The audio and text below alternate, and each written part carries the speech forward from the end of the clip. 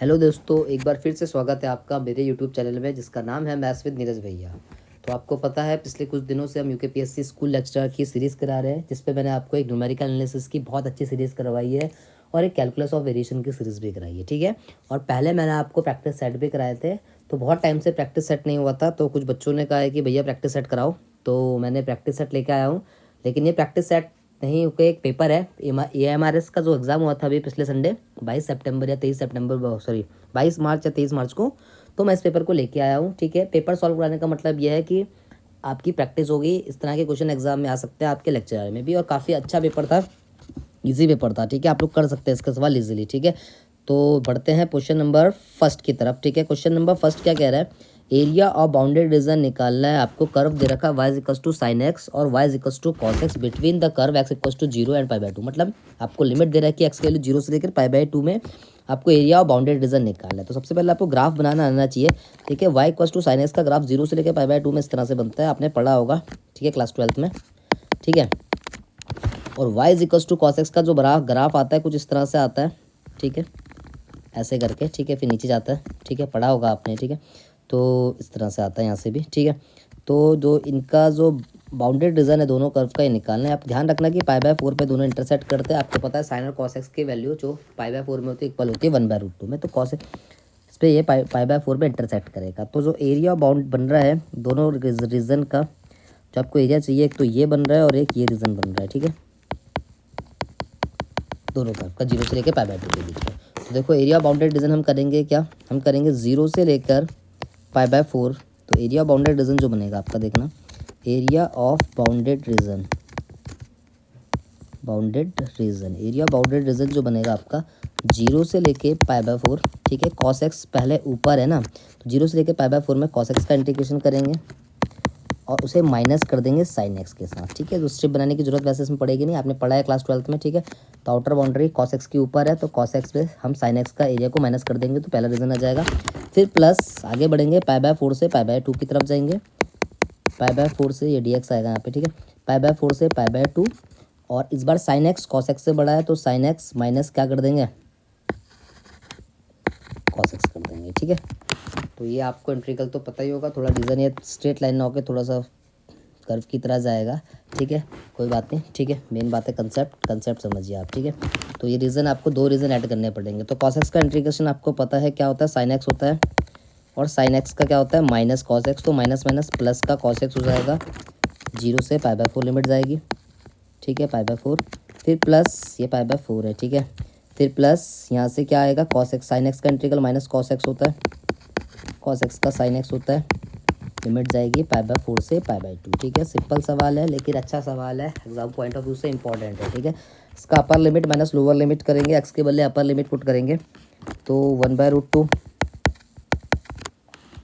और plus 1/√2 minus, जैसे ही lower limit करेंगे तो साइन 0 0 होता है, नहीं साइन 0 0 कॉस 0 -1 होता है। ठीक है, यहाँ से माइनस कॉमन ले लेते हैं ताकि कैलकुलेशन आसान पड़े भी। Sine x plus cos x ही हो गया, अपर लिमिट पुट करेंगे तो कॉस पाई/2 कितना होता है, 0 होता है, साइन पाई/2 1 हो जाएगा। ठीक है, फिर माइनस आप लोअर लिमिट पुट करेंगे तो माइनस कॉमन ले रखा है, इस बात को ध्यान रखना, जो -1/√2 और -1/√2। ठीक है, तो 1 + 1 2/√2 हो जाएगा,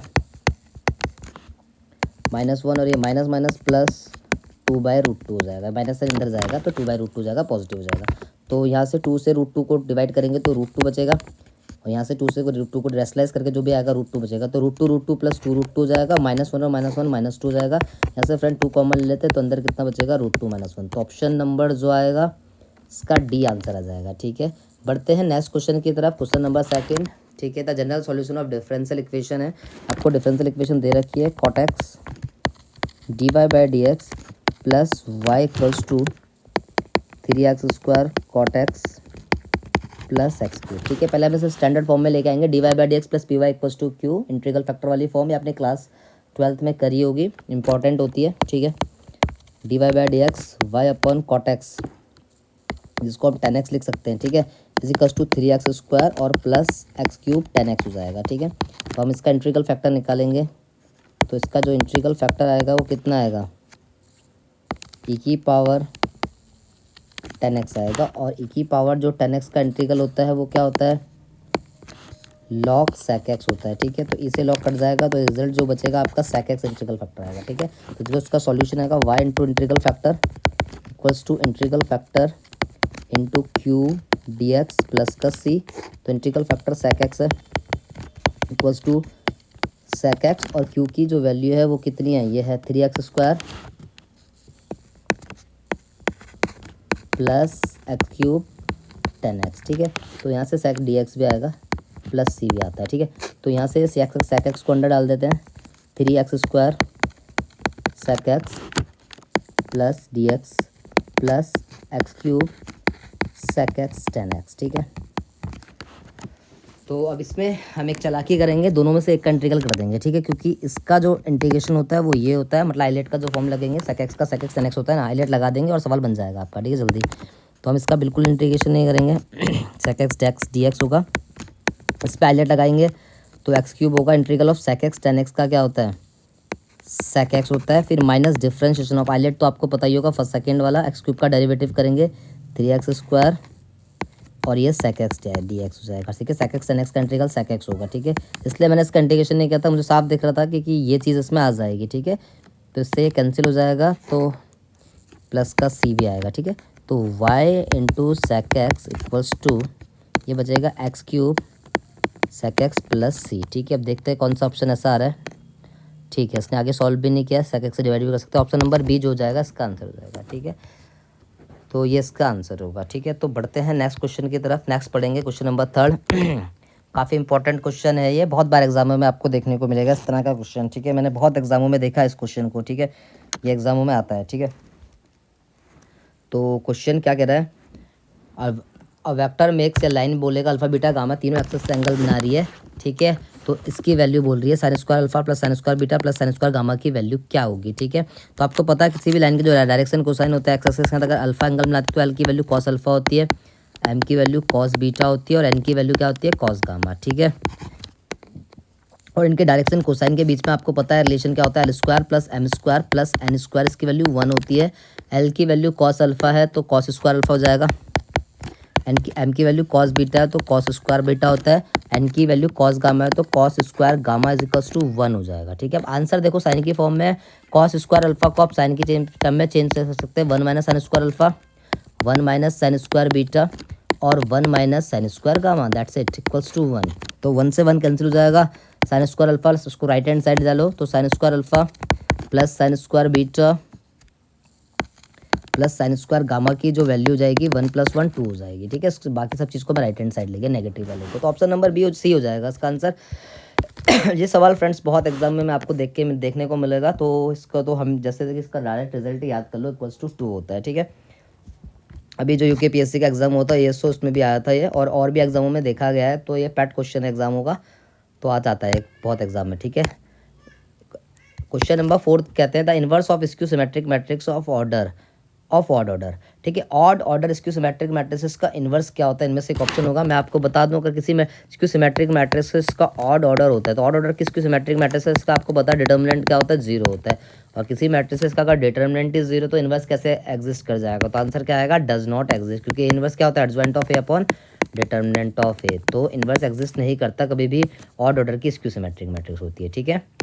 इसके बाद बढ़ते हैं next question, question number 5 area bounded by the curve दे रखा है y equals to x mod x, x axis के कोऑर्डिनेट दे रखा है x equals to -1 x equals to 2, ठीक है।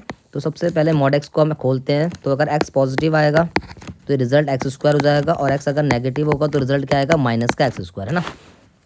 तो आपको एरिया बाउंडेड रीजन पूछ रहा है, y equals to X square, देखो पॉजिटिव वाला है तो ये इस तरह से आपका पैराबोला बन जाएगा y equals to X square का, और y equals to minus Y X square तो इसका नेगेटिव वाला पैराबोला आएगा।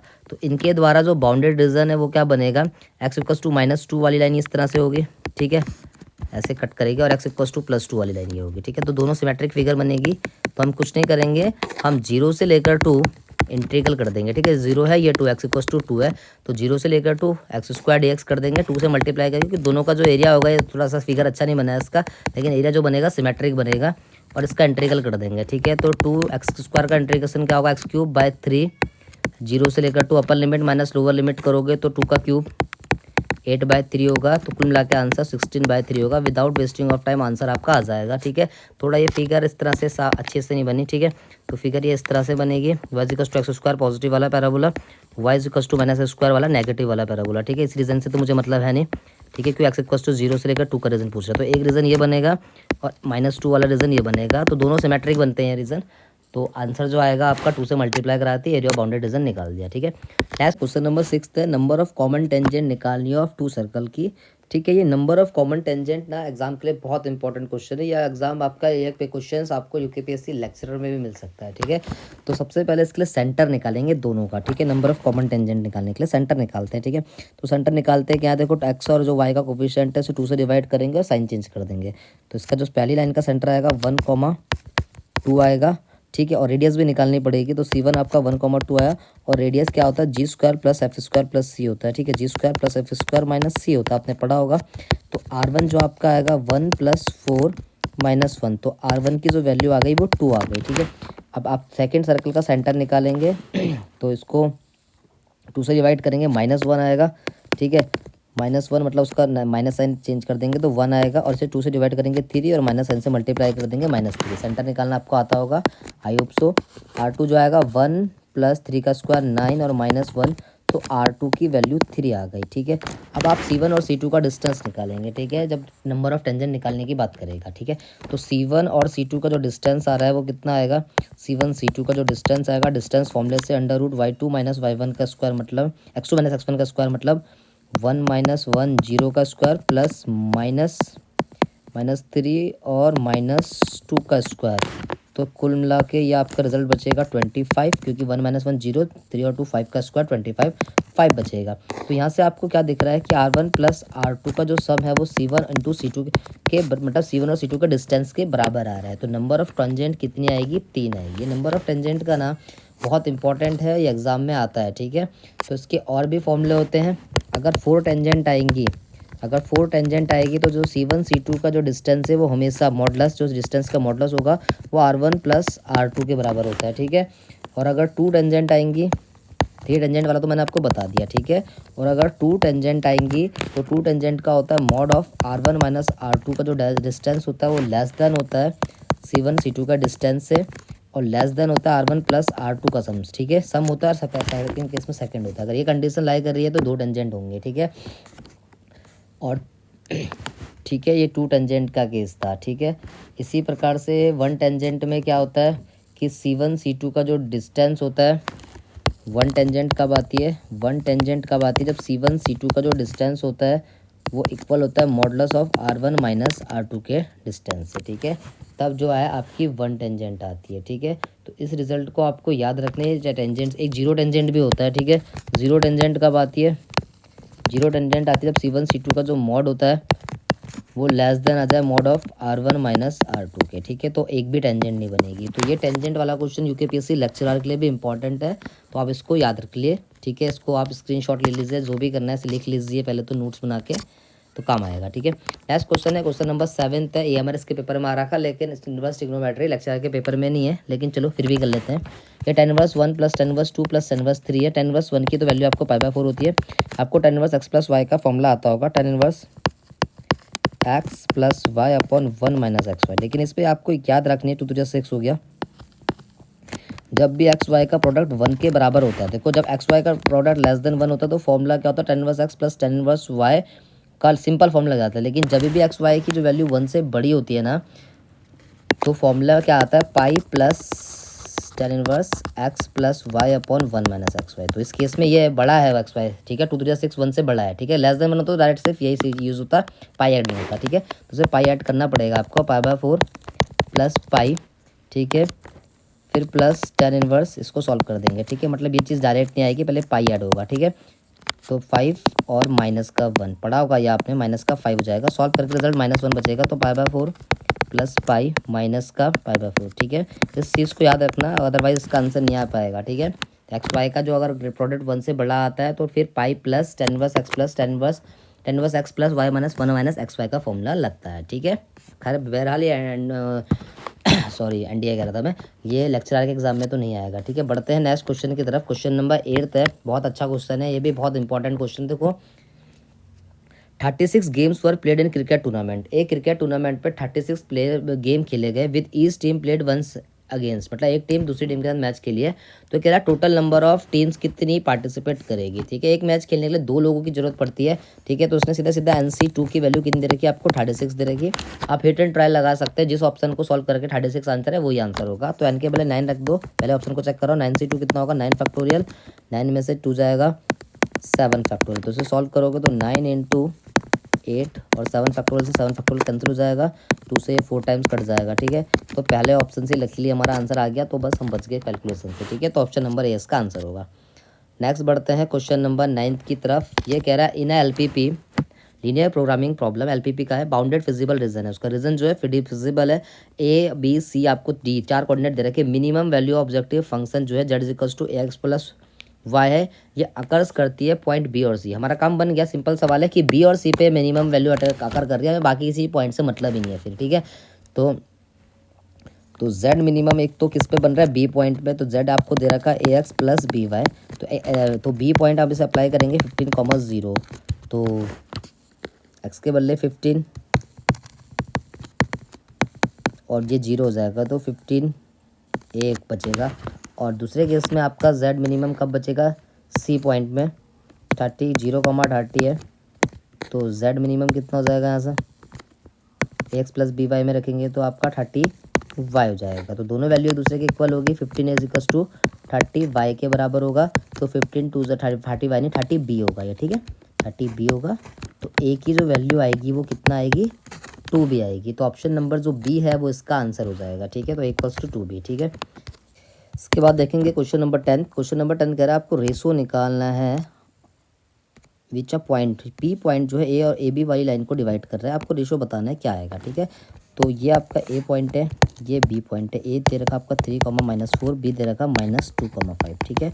तो रेशो निकालना है -7,14, ठीक है। लेट हम रेशो मान लेते हैं 10th की तरह, K/1 है रेशो, हमेशा K/1 ही मानते हैं, ठीक है। याद होगा आपको 10th में क्या होगा, तो इस पर रेशो का फॉर्मूला लगाते हैं इंटरनल रेशो का, ठीक है। तो m क्या होगा, mx2 + nx1/m+n, ठीक है।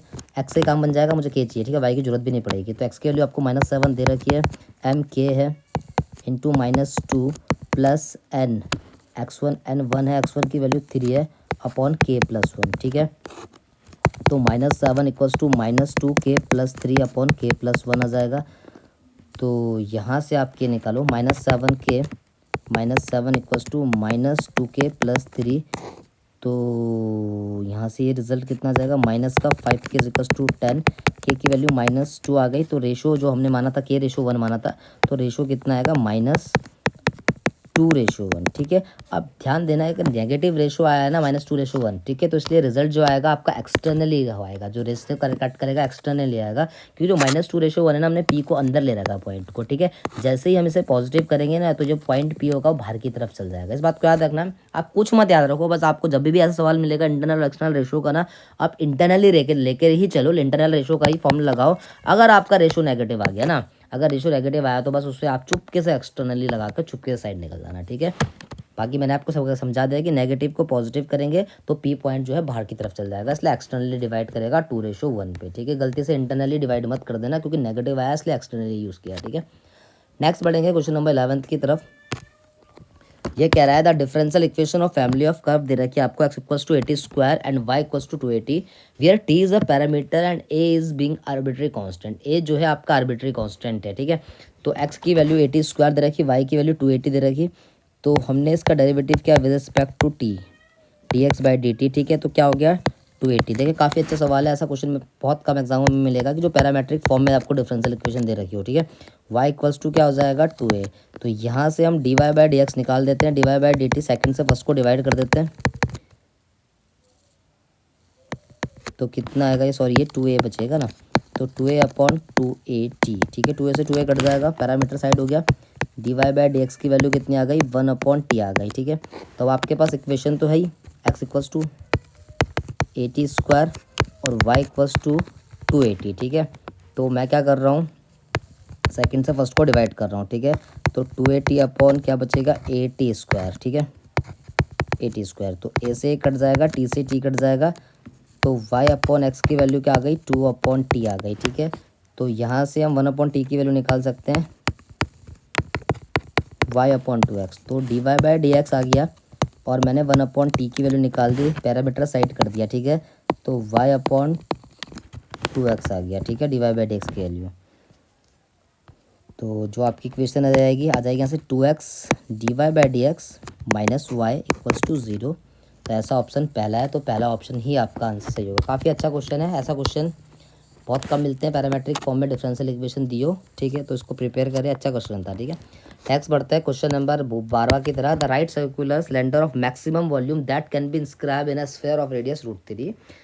देखो कोन के स्फीयर के अंदर सिलेंडर बना रखा है और उसकी रेडियस आपको 3 दे रखी है, तो मैक्सिमम वॉल्यूम किस हाइट पे होगा ये पूछेगा। ठीक है, यह आपका क्लास 12th का क्वेश्चन है। ठीक है, आपने पढ़ा होगा मैक्सिमम मिनिमम में। ठीक है, आप में से कुछ टीचर ट्यूशन भी पढ़ाते होंगे या स्कूल में पढ़ा रहे होंगे, तो ये सवाल आपने पढ़ा होगा एनसीईआरटी में।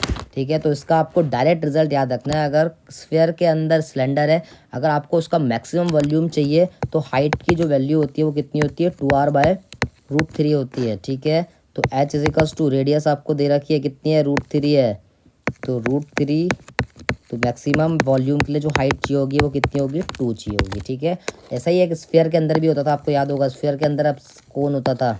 ठीक है, तो अगर आपको इसकी मैक्सिमम वॉल्यूम चाहिए किसका, कोन का, तो h की जो वैल्यू होती थी 4r/3 होती थी। इसको भी याद कर लो, ये डायरेक्ट रिजल्ट आपको याद होने चाहिए एग्जाम के लिए। ठीक है, और अगर आपको मेरे से ये पढ़ना है इस टॉपिक को, तो आप मुझे बता देना, तो मैं आपको इसके डायरेक्ट रिजल्ट भी बता दूंगा मैक्सिमम मिनिमा के। ठीक है, बाकी मैं सोच रहा हूँ कि 11th-12th ना कराऊँ, क्योंकि अभी इतना टाइम है नहीं, जून में आपका एग्जाम हो जाएगा, तो प्रैक्टिस सेट कराऊंगा और हायर मैथमेटिक्स को ही मैंने टारगेट बनाया है अभी आपको कराने के लिए।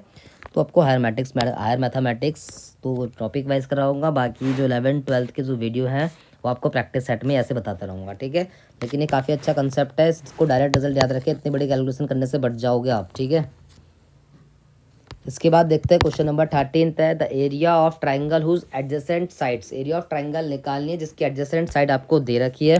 तो एरिया ऑफ ट्राइंगल का फॉर्मूला आपको पता है क्या, कुछ नहीं करना, a×b का हाफ का आप मॉडुलस कर देना, a×b का और उसका हाफ कर देना है। तो एरिया ऑफ ट्राइंगल आपने पढ़ा होगा, तो 1/2 i/k, ये 1 2 3 3 -3 -2 1। ठीक है, तो 1/2 i की बारी में i 2 2 2 plus 6 minus j 1 plus 9 plus k -2 plus का 6। ठीक है, तो यहाँ से 1/2 6 + 2 कितना हो जाएगा, 8i minus 10j plus 4k। ठीक है, अब इसका मॉडुलस निकाल देंगे, तो हाफ ऑफ a×b का मॉडुलस ही एरिया होता है। तो 1/2 8 का स्क्वायर कितना होता है, 64 प्लस 100 प्लस 4 का स्क्वायर 16। तो इसको सॉल्व करेंगे तो 1/2 रूट कितना बचेगा, 180 है ना। तो 180 को आप क्या लिख सकते हैं, 36 × 5। ठीक है, तो 36 का √6 होता है, 6√5। ठीक है, 1/2 के साथ मल्टीप्लाई में थ्रू 3 6 हो जाएगा, तो 3/√5 स्क्वायर यूनिट जो आपका आंसर होगा ऑप्शन नंबर डी है। ठीक है, सिंपल सवाल है तो आप इजीली कर लेंगे।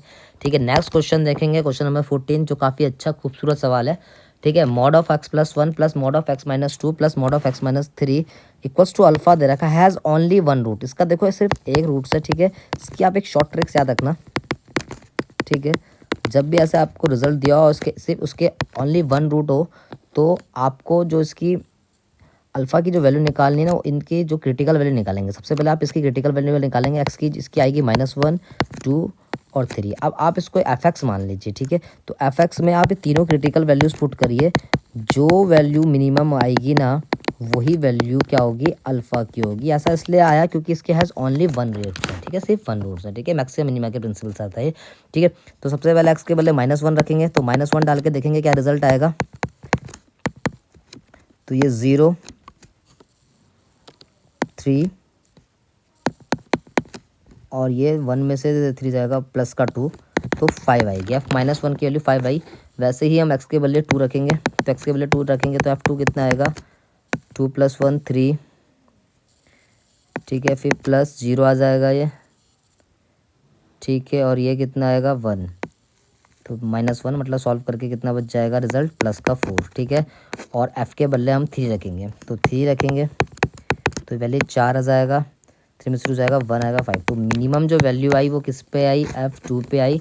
तो जो अल्फ़ा की जो वैल्यू आएगी वो 4 आएगी। बस याद रखना आपको इसकी मिनिमम वैल्यू निकालनी है, क्रिटिकल वैल्यू को इस पे रख देना, से एफ एक्स बनाकर आप सॉल्व करना, जिस पे मिनिमम वैल्यू होगी वहीं पर वही अल्फ़ा की वैल्यू होगी। तो ऑप्शन नंबर डी जो होगा इसका आंसर होगा। ये हमारा पीजीटी का सवाल है, काफ़ी अच्छा सवाल था, इस ट्रिक को आप याद रखना, ठीक है। नेक्स्ट बढ़ते हैं क्वेश्चन नंबर 5 की तरह। आपको A² - 5A की जो वैल्यू निकालनी है वो सॉल्व करनी है, ठीक है। तो आप A² - 5 है तो आप खुद से भी कर सकते हैं, ठीक है। इस अप्रोच को मैं कराने चाहूँगा, मैं इसको आपको कराना चाहूँगा केले हैमिल्टन की अप्रोच से, ठीक है। केले हैमिल्टन थ्योरम क्या बोलती है, तो अगर 2x2 की मैट्रिक्स है तो लैम्डा का स्क्वायर माइनस क्या होता है, सम ऑफ ट्रेस। और आपको पता है हर एक मैट्रिक्स अपनी कैरेक्टरिस्टिक इक्वेशन को सेटिस्फाई करती है, आपने पढ़ा होगा केले हैमिल्टन थ्योरम, ठीक है, बीएससी में। प्लस डिटर्मिनेंट ऑफ ए, तो लैम्डा स्क्वायर को आप ए से रिप्लेट कर लीजिए, ठीक है। तो A² हो जाएगा सम ऑफ ट्रेस क्या 4 + 1 5A प्लस आप डिटर्मिनेंट ऑफ ए आपको निकालना आता है 4 माइनस क्या आएगा 2 आएगा, और ये आइडेंटिटी हो जाएगा कि कांस्टेंट नंबर है, ठीक है। तो A² - 5A 4 में से 2 जाएगा प्लस का 2, सॉरी ये प्लस का 6 बचेगा और फिर माइनस का 2i बचेगा, ठीक है। तो A² - 5A की जो वैल्यू है इज इक्वल्स टू 2i आ जाएगी, ठीक है। तो इजीली आपका सॉल्व हो गया केले हैमिल्टन थ्योरम से, टाइम बच जाएगा, ठीक है। एक तरीका तो वैसे भी आप 12th वाले मेथड से कर सकते हैं, उससे भी आंसर आ जाएगा, ये बस मैंने आपको बता दिया एक नई अप्रोच से करने के लिए, ठीक है। तो ऑप्शन नंबर 15 का जो आंसर आएगा वो बी आएगा, ठीक है। इसके बाद 16 क्वेश्चन है, bag contain 5 red and 7 blue ball. एक बैग में 5 रेड और 7 ब्लू बॉल है। 2 balls are drawn at random, दोनों को निकालना है विदाउट रिप्लेसमेंट नहीं है, निकाल के मतलब साइड कर दिया है। Then the probability of both are red, ठीक है। तो probability of both are red क्या होगी, probability of both are red, ठीक है। तो पहले रेड होने की प्रोबेबिलिटी कितनी हो जाएगी 5/12, दूसरी बॉल क्या जाएगी 4/11। तो इसे सॉल्व कर दीजिए, 5/33 आपका आंसर आ जाएगा। सिंपल क्वेश्चन था, ऐसे क्वेश्चन एग्जाम में गलत नहीं करने हैं, इजी होते हैं। क्वेश्चन नंबर 17 देखिए, बहुत अच्छा क्वेश्चन है और ये ऑर्डर और डिग्री वाला सवाल ना एग्जाम में आता है, ठीक है। इंपॉर्टेंट है, लेक्चर के एग्जाम में भी आपको देखने को मिलेगा ये वाला क्वेश्चन, ठीक है। तो क्वेश्चन नंबर 17 कह रहा है पी और क्यू जो है ऑर्डर है डिफरेंशियल इक्वेशंस का, और आपको इक्वेशन इस तरह से दे रखी है, ठीक है। तो सबसे पहले हम इसे डिफरेंशियल इक्वेशन के स्टैंडर्ड फॉर्म में आएंगे, और किसी भी डिफरेंशियल इक्वेशन की डिग्री निकालने के लिए ना डिफरेंशियल इक्वेशन ना पॉलिनोमियल के फॉर्म में होनी चाहिए, ठीक है। तो इस इंटीग्रेशन के साइंस को हटाने के लिए ना मैंने दोनों तरफ डिफरेंशिएशन कर दिया। आपको पता है इंटीग्रेशन का डेरिवेटिव करेंगे तो रिवर्स प्रोसेस हो जाता है, इंटीग्रेशन से डेरिवेटिव कट जाएगा, ठीक है। तो 9dy/dx² हो जाएगा, d2y/dx² हो जाएगा। अब इस इंटीग्रेशन का मैंने इंटीग्रेशन किया तो 8/3 ये आपका y बचेगा, और इस y को भी राइट हैंड साइड ले लेते हैं तो इक्वल्स टू 0 बचेगा, ठीक है। तो आपको पता है इसकी ऑर्डर कितना आएगा 2 आएगा, जो p की वैल्यू है, और जो डिग्री है वो कितनी आएगी, जो q है वो कितना जाएगा, हाईएस्ट ऑर्डर की जो पावर होती है उसे डिग्री बोलते हैं, तो q की वैल्यू कितनी जाएगी 1। तो हमें 3p + 4q की वैल्यू निकालनी थी, तो 3p + 4q की जो वैल्यू आएगी 3 × 2 + 4 × 1 = 6 + 4 = 10 आ जाएगा, ठीक है। सिंपल क्वेश्चन था, आंसर नंबर 20 का होगा, ठीक है। नेक्स्ट पढ़ते हैं क्वेश्चन नंबर 18 की तरह, इक्वेशन ऑफ डायरेक्ट्रिक्स निकालनी ऑफ कर्व की, ठीक है। और आपको इक्वेशन दे रखी है 4y² + 12x - 12y + 39 = 0। तो सबसे पहले जो मैं ट्रिक यूज़ करूँगा उस पर ना x² का कोफिशिएंट 1 होना चाहिए, तो x² या y² का कोफिशिएंट 1 होना चाहिए। इसको इक्वेशन y² की फॉर्म में, तो मैं जानबूझ के 4 से पूरी इक्वेशन को डिवाइड कर दूंगा, तो ये रिजल्ट आ जाएगा +39/4 हो जाएगा, ठीक है। एक चीज़ याद रखना, जो इसकी लेटर सेक्टम की लेंथ आएगी ना, ये एक्स का जो कोफिशिएंट है ना, अगर ये वाई की फॉर्म में होती तो वाई का कोफिशिएंट, और एक्स की फॉर्म में होती इक्वेशन x² की फॉर्म में होती तो वाई का कोफिशिएंट होता है लेटर सेक्टम, और अगर y² की फॉर्म में तो एक्स का जो कोफिशिएंट है जो 4a की जो वैल्यू है वो हमेशा लेटर सेक्टम के बराबर होती है, उसमें मॉडुलस भी लगता है, ठीक है। तो a कितना जाएगा 3/4 आ जाएगा, ठीक है। अब हम इसके डायरेक्ट्रिक्स निकालने का तरीका निकाल रहा हूँ आपको, सॉरी वर्टेक्स निकालने का। तो वर्टेक्स निकालने के लिए, क्योंकि इक्वेशन y² की फॉर्म में ना, इसका y² के रिस्पेक्ट में पार्शियल डेरिवेटिव कर देंगे, तो यहाँ से हम इसके वर्टेक्स इजीली निकाल सकते हैं। देखो कैसे, y के रिस्पेक्ट में इसका पार्शियल डेरिवेटिव क्या 2y हो गया, x के रिस्पेक्ट में क्योंकि x है तो कांस्टेंट हो जाएगा पार्शियल डेरिवेटिव, तो इसका 0 हो जाएगा, -3 = 0। बीएससी में आपने पढ़ा होगा पार्शियल डेरिवेटिव, उसी कंसेप्ट को मैंने यूज़ किया। तो y जो आ गया आपका 3/2 आ गया। जैसे ही y 3 आया, मेरा मेन फोकस x निकालने का, ठीक है। तो वर्टिसेस निकालना है, तो x y की वैल्यू 3/2 कहीं भी रख सकते हैं, ठीक है। यहाँ पे रखो, यहाँ पे रखो, यहाँ पे फर्स्ट में रख लेता हूँ, इजी पड़ेगा। तो y की वैल्यू 3/2 आई है, तो ये कितना जाएगा 9/4, plus 12x minus 12 into 3/2 plus 39 equals to 0। 4 से 4 कट जाएगा, 2 से 6 टाइम कट जाएगा, 9 minus 18 plus 39 plus 12x equals to 0। तो कुल मिला के कितना बचेगा, 30 बचेगा। तो x की वैल्यू कितनी आ जाएगी, माइनस का 30/12 मतलब का माइनस का 5/2 है ना। x नेगेटिव आ जाएगा माइनस का 5/2। ठीक है, बस मुझे ठीक है। तो जो उसके वर्टेक्स आएंगे वो कितने आएंगे, माइनस का 5/2 और कॉमा 3/2 आएगा। ठीक है, तो डायरेक्टर्स की इक्वेशन कुछ नहीं, आपका डायरेक्टर्स की इक्वेशन क्या होगी, x इक्वल्स टू ए कितना आपका 3/4 है ना, तो ये 3/4 प्लस अल्फ़ा बोल दो आप इसे। ठीक है, तो यहाँ पर x इक्वल्स टू क्या हो जाएगा, 3/4 माइनस का 5/2। इसका एल्सियम ले लेंगे, 4 और 2 का एल्सियम 4 आएगा, 3 माइनस 10। तो x की वैल्यू क्या आ गई आपकी, सॉरी ये 4 आएगा। ठीक है, तब 2 13 x की वैल्यू कितना जाएगी, माइनस का 7/4। तो डायरेक्ट इसकी इक्वेशन आ जाएगी ऑप्शन नंबर है। ठीक है, बहुत थोड़ा सा लेंथी क्वेश्चन था, इसलिए मैंने थोड़ा सा शॉर्ट अप्रोच करने की कोशिश करी। एग्जाम में बहुत लोगों ने सवाल छोड़ा है ये, ठीक है, लेकिन ऐसा कुछ नहीं है, ऐसे सॉल्व करते तो हो जाता। ठीक है, इसके बाद देखते हैं क्वेश्चन नंबर 19 है, रेंज ऑफ द फंक्शन निकालनी है। देखो फ्रेंड्स, रेंज से हम समझते क्या है, रेंज का मतलब किसी फंक्शन की रेंज का मतलब क्या होता है, उसकी मिनिमम से लेकर मैक्सिमम वैल्यू की तरफ जाना। ठीक है, वही तो रेंज आता है। ठीक है, मिनिमम से मैक्सिमम। ठीक है, तो आपको पता है, देखो F X equals to minus X square plus 2x plus 3 है। यहाँ पर माइनस अगर मैं कॉमन ले लूँगा ना, तो ये एक्स स्क्वायर माइनस 2x और माइनस का 3 बनेगा, पैराबोला बनेगा, वो भी डाउनवर्ड्स वाला। ठीक है, कहीं भी इसका सेंटर मुझे उससे मतलब नहीं, लेकिन डाउनवर्ड्स बनेगा, ऐसे कुछ भी मत सोच लो आप।